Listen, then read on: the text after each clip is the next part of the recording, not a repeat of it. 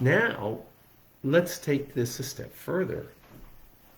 Okay, so we understand the needs for the garments, but why do I need the garments of using my mind to study Torah, right, to think Torah like we're doing now, or using my mouth to pray, or my arm to put on tefillin, or to give charity, or whatever the case may be, in order to be bound up with God?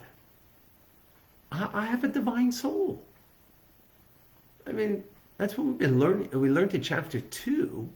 We have a divine soul that's bound up in one with God. So, I'm already bound up in one with God.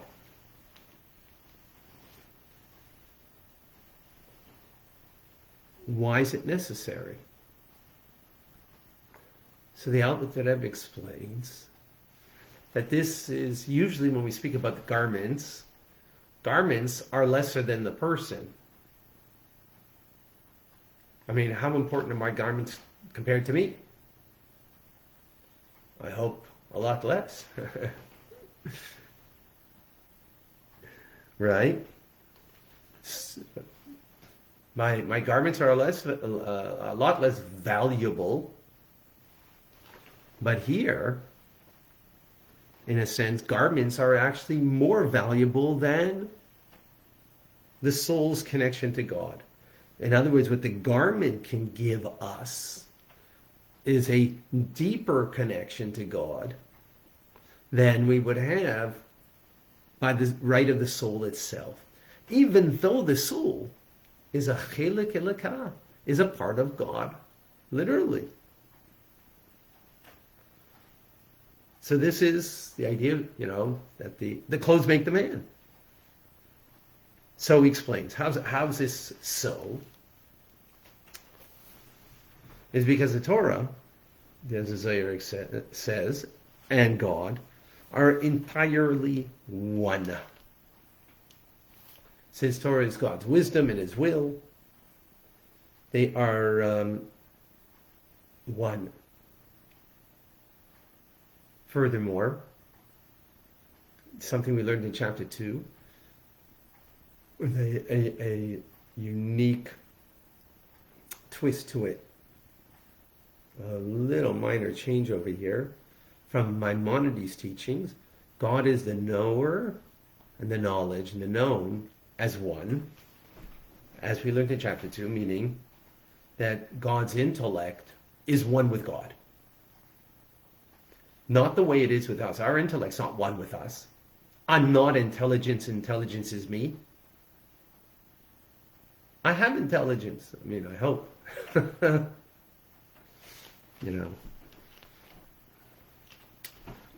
Right? I possess it, but I'm not it. It's not one with me. My intelligence. There's a part of me, right? So, it's wholly one with God, as opposed to the soul becomes a created being as it comes down into the body in particular. So therefore, there's a greater unity that we have. There's a greater unity that we have with God through His will and wisdom, His Torah and mitzvahs that are totally bound up in one with Him, the essential oneness, as opposed to the soul itself, which, yes, is a part of God, but when it comes into the body, it becomes a created being. It has a sense of separateness. And therefore,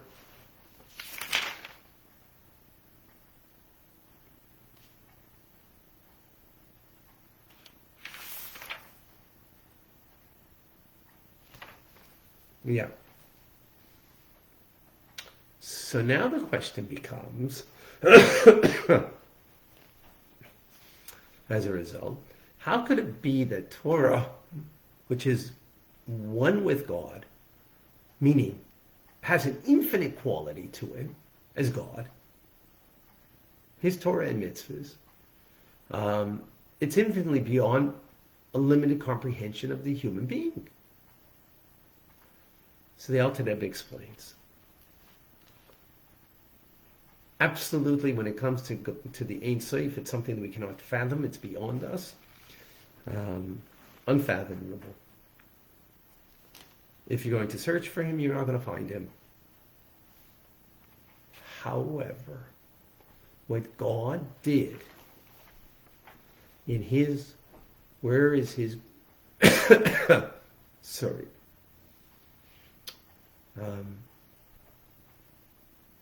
where you find his greatness, God's greatness, there you will find his humility.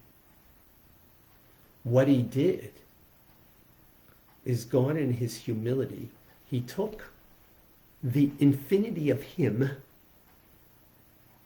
and he compressed it, so to speak, contained it in 613 commandments of the Torah and its laws.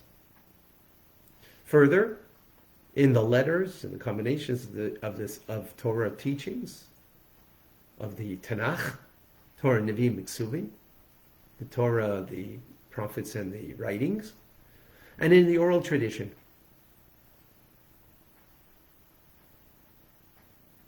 The oral tradition that a human being now can grasp it, understand it in their thoughts, speak it with their words of Torah, and bring it to action, the law, by fulfillment of the law.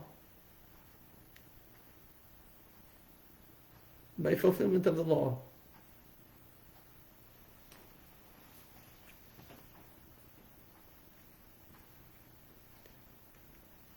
Let's take this apart.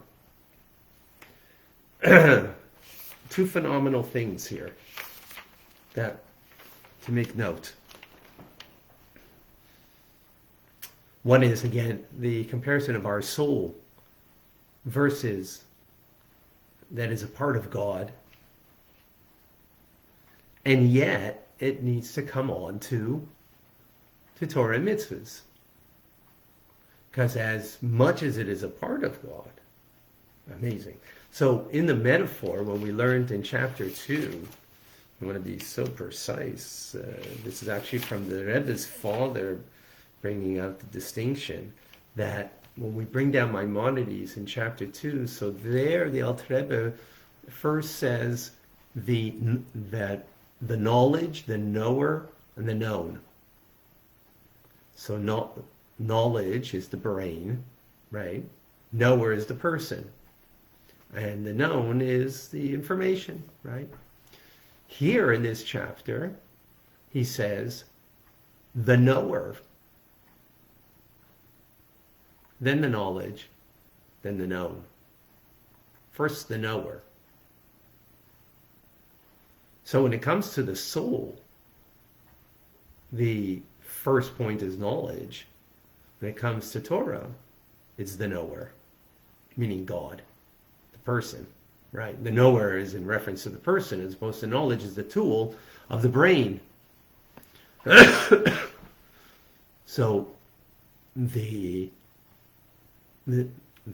Torah is the knower, is God himself, right?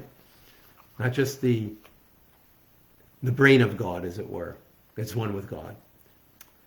And that's a very refined idea here, because we're saying it's all one with God in both respects, right? But there's a distinction between where our soul comes from,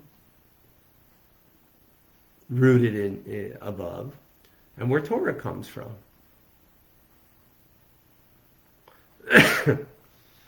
and therefore, our soul, even though a part of God, but has a separateness to it.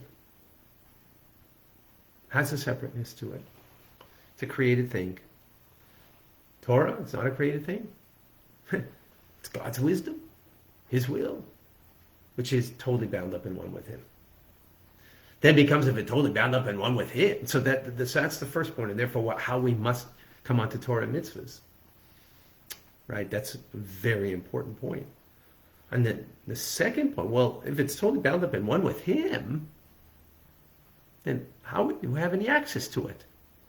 Him is infinite. That's God's greatness. Where's His greatness? In the lowest place. Humility it's called. That God takes His, and of course God can do this, how He does it. He does it. God can take His infinite wisdom and will, compress it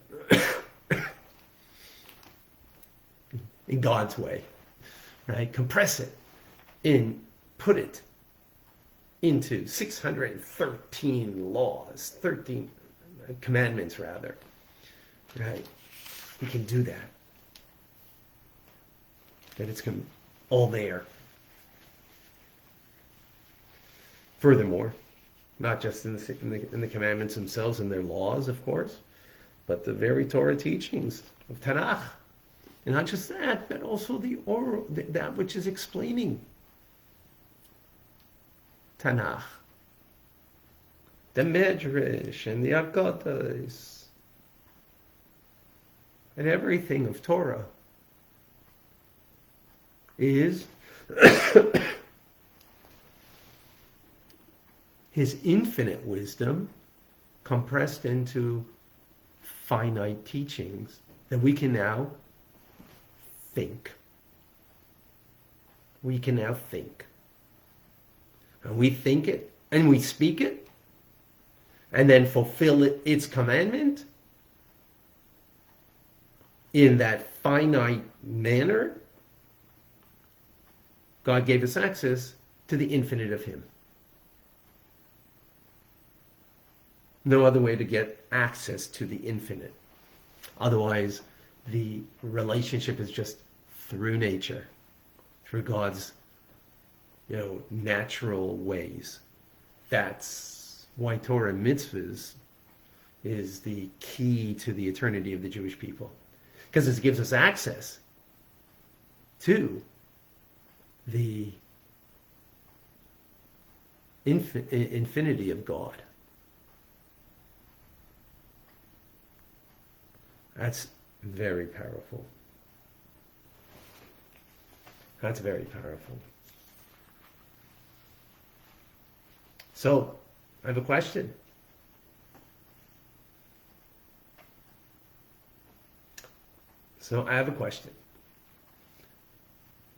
Torah mitzvahs, the infinity of Torah mitzvahs. When we do a mitzvah, we don't think of it. We're just, you're doing what you got to do, and whatever the mitzvah is. But do you ever think that in just taking a coin and putting it into a pushka, or when you are lighting your Hanukkah menorah, or if you're observing Shabbos, or whatever the case may be, that you are, you're not just fulfilling a beautiful, ritual, or a beautiful, custom that Jews have been doing for so many years, and you feel a connection to the Jewish people, you feel a connection to your parents, grandparents, and all the way back, which is beautiful, which is heartwarming, and valuable, very valuable. But this is taking it to a different level, that it's making it godly, not just a human endeavor, but it is connecting to God, but to the infinite of God that gives us eternity. in the moment of that mitzvah. And every mitzvah, of course. And gives us as a people eternity for sure. So just anybody have any thoughts on that? Or any other questions or comments?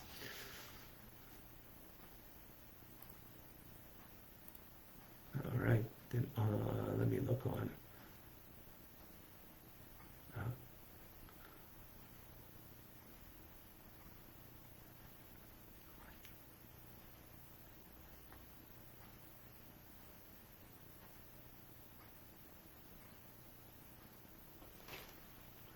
Okay, I think I only see one question over here.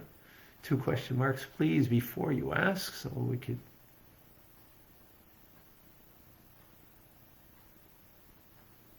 Reminder, Rambam at 1 o'clock.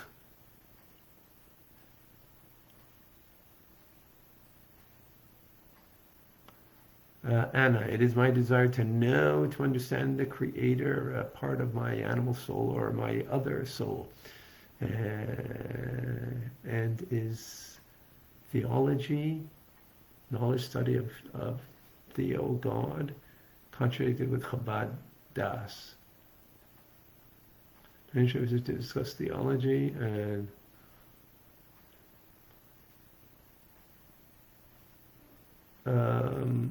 I mean, if you can study what we're learning, I think you're going to get a better, you won't be puzzled. You'll have clarity if you're learning Tanya. I think if you're learning from other places without having a basis in Jewish teachings, that's where the confusion can get in. Lori, raised assimilated, it takes a huge effort to fulfill a mitzvah, as it was not part of how I was raised. Gotcha. I wasn't raised that way either, by the way. So I get what you mean. We have to, that's work. we all are a work in progress. At least I am. So Lori, thank you for being honest and sharing. It is, yeah, it's a challenge. It is a challenge, and the most important thing, start with those mitzvahs that, you feel a little more comfortable and talk to you. Develop them, and then take on something that's a little uncomfortable. Speak it over with someone who can help you, and what you should take upon yourself. And little by little, we should come to a place that if we appreciate what we're learning here, so there's a value in the connection that we can make to God through the mitzvah. And we value that. We want that. So if that's what we want, we'll be able to get there. Julie, would I share how I became a rabbi? I will, but another time. Another time, God willing. There will be a time. There'll be also tonight, 6:30, God willing, there'll be a class. So come and join for that too. All right. Anybody else? I don't see. So no one...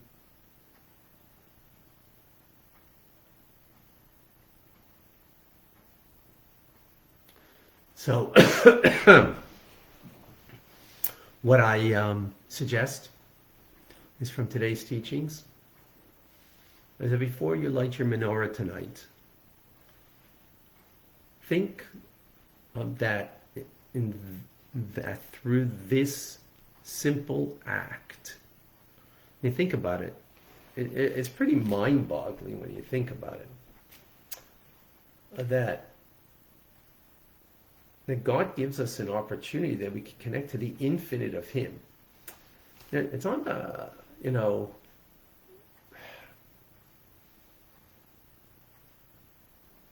the rest of the world and the rest of creation, you don't access, you access what God does, but not Him.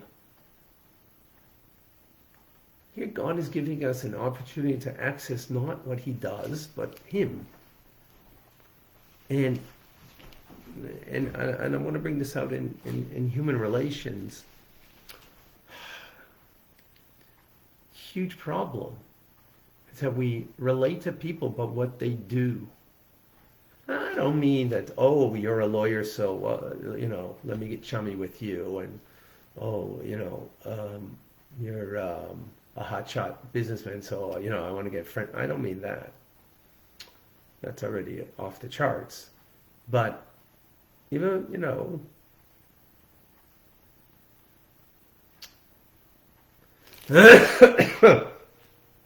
you do so much good stuff. So, I like you. You do so much good for me. I like you. Which is because of the good that the person, that's the connection, is through the good, their actions, but not because of them. Not because of who they are necessarily. I mean, yes, the actions does reflect who they are. That's the truth to that. But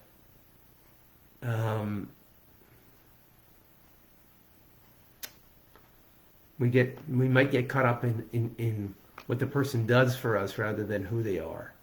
And something I mention from time to time, and that's a crucial importance, is here God is giving us a connection to Him, not because of what He does, right, as creator, but to be able to connect to the infinite of Him, touching Him, mattering to the essence of Him, as opposed to any, that which He does, which is create.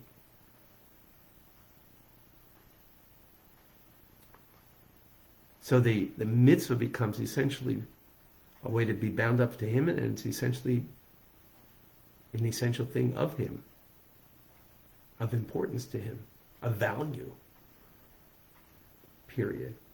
So when you're lighting the menorah, think about that.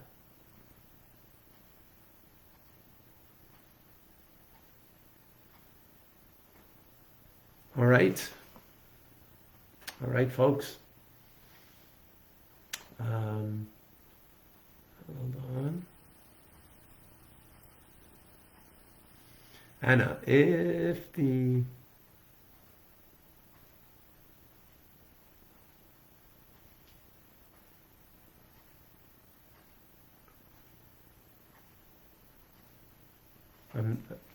I'm not clear what you wrote. Sorry, Anna.